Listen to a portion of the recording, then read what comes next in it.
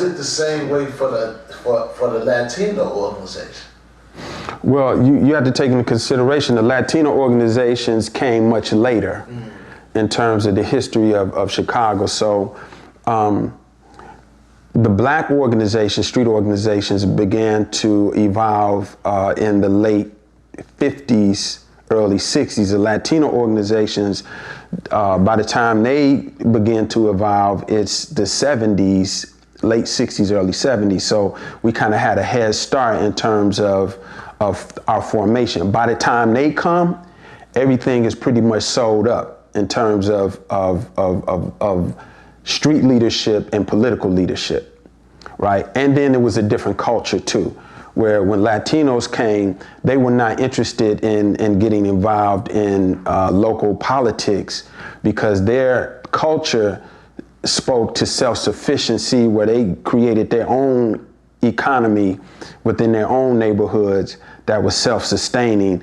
And, you know, the politics wasn't something that they were particularly interested in. They would get money and sending that money back to their native land and moving back and forth. We didn't have no place to go back to. So everything we did had to be about what's happening on the ground with us today. And that's what makes their experience different than ours. Wow. Yeah.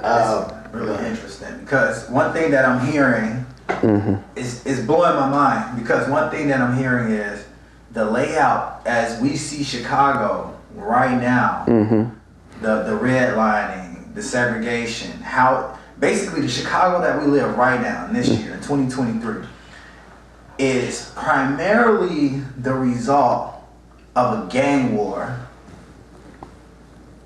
from the early 1900s. You hit it. You hit the nail on the head. That's exactly what it was. And unfortunately, we lost the war. We lost the war. The war started in 1919. I mean, the gang war actually kicked off in 1919. Most of our ancestors got here in 1916. You have to take into consideration this. So what happened in the early 1900s, there was a war, you know, the Irish community were the lowest on the European ethnic totem pole. So the Irish were considered the lowest of the low in the white world. And they were basically brought here to do the jobs that nobody else wanted to do. So they working back at that time. They working in the back of the yards, in the stockyards, doing the dirtiest of dirt work, right? And so what happens is World War I kicks off in the early 1900s, right? And they needed them to go fight in this war, in World War I. So they took the poor Irishmen and they sent them off to fight in World War I in Europe. But somebody had to do their jobs in the stockyards, which at the time Chicago was the center for the beef industry. All of the beef came through Chicago. So you needed bodies to replace them. So who do you think those bodies were? They went and recruited our ancestors from the South. That's how we ended up coming up here. We didn't just come up here on our own. We were enticed to come up here in the name of getting, you know, better jobs and a better, you know, living. But it was really it was a trick. We were enticed to come here to replace them while they went to war. So we come up here and they put us in the neighborhood right next to Bridgeport, which is Bronzeville.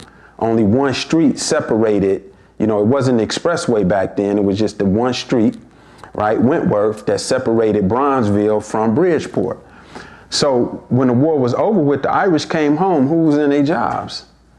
Us. So how you think they feeling? They salty. This like 1915, 1916, black people coming in droves up here for these jobs. We take their jobs. They upset about it. Not only upset about that, they upset because the mayor who worked with our black leadership to get us up here was a Republican, and the Irish were Democrats. So not only were we in their jobs, we were political oppositions to them. We were Republicans. Back then, black people were Republicans. And so they was like, man, this is, and a war ensued. They actually attacked us. And, you know, the leader of the group that attacked us was the Dailies, Richard J. Daley, and he ultimately became the mayor. So as you mentioned, it's just the way Chicago was organized was a continuation of that initial interaction in that war, and it hasn't ended yet.